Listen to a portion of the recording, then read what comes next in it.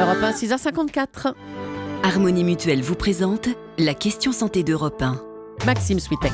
À première vue, l'info paraît inquiétante. L'Agence nationale de sécurité du médicament vient de retirer du marché français 25 médicaments génériques fabriqués en Inde. Bonjour Dr Kierzek. Bonjour Maxime.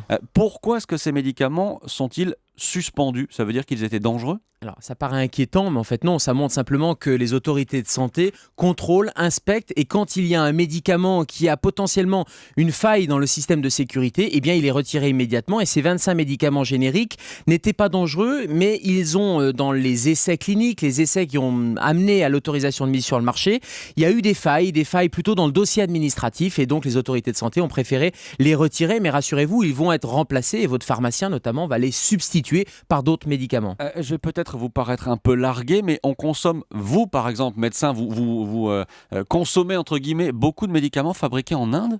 Alors nous on les prescrit, Oui, c'était le mot que je cherchais. De temps en temps on les consomme.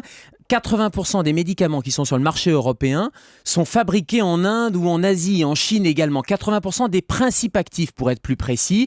Alors, le principe actif, c'est la molécule chimique à l'intérieur du médicament. Et parfois, le médicament est assemblé. C'est-à-dire, on donne ce qu'il y a autour du médicament pour faire la forme, la composition. L'assemblage se fait parfois en Europe. Mais 80% du principe de base, c'est en Asie. C'est la mondialisation aussi sur le médicament. L'agence du médicament dit qu'elle applique simplement le principe de précaution. Ça arrive souvent, ce genre de suspension ? Alors, les autorités sanitaires font beaucoup d'inspections, encore plus d'inspections sur les médicaments génériques, notamment pour vérifier que ces copies, puisque les médicaments génériques, ce sont des copies, pas des contrefaçons, mais des copies de la molécule initiale et de la molécule avec le nom commercial. Et il y a une non-conformité environ de 3%. Beaucoup d'inspections, des milliers de mesures, et à chaque fois un principe de précaution avec 3% de médicaments qui sont globalement retirés du marché par prévention. Pour vous, ça ne remet pas en cause les génériques ? Non, ça ne remet pas en cause les génériques, puisque les génériques sont bioéquivalents. La bioéquivalence, ça veut dire que l'efficacité du médicament générique doit être la même, quel que soit le médicament, la même que le médicament original.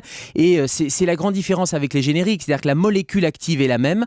Par contre, ce qu'il y a autour, et c'est ce qu'on appelle l'excipient, peut changer, mais il ne faut pas qu'il change l'efficacité de ce médicament dans le corps humain, bien évidemment. Alors, pour que les Français utilisent encore plus les génériques, une nouvelle mesure va s'appliquer dans quelques jours. À partir du 1er janvier, les médecins devront rédiger leurs prescriptions avec ce qu'on appelle une dénomination commune internationale.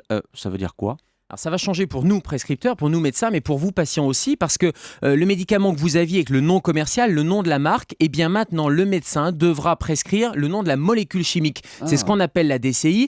Problème, 13% simplement des prescriptions actuelles sont faites en dénomination commune internationale, donc ça veut dire que l'immense majorité des médecins prescrivent encore le nom de marque. Deuxième problème, les logiciels ne sont pas tout à fait adaptés, donc ça veut dire qu'au 1er janvier 2015, demain, il va falloir changer nos habitudes. Ça veut dire aussi que peut-être vous verrez revenir l'ordonnance à la main, mal écrite par le médecin. Et puis ce qui va changer pour vous, c'est que le médicament va peut-être changer, la couleur, la forme va changer, mais en tout cas l'efficacité ne changera pas. Et votre pharmacien va pouvoir vous donner le médicament générique. Et il faudra être encore plus vigilant, évidemment. La question santé d'Europe 1 tous les jours à 7h-5 avec le docteur Kierzek. Merci Gérald, à lundi. Bonne journée, à lundi Maxime.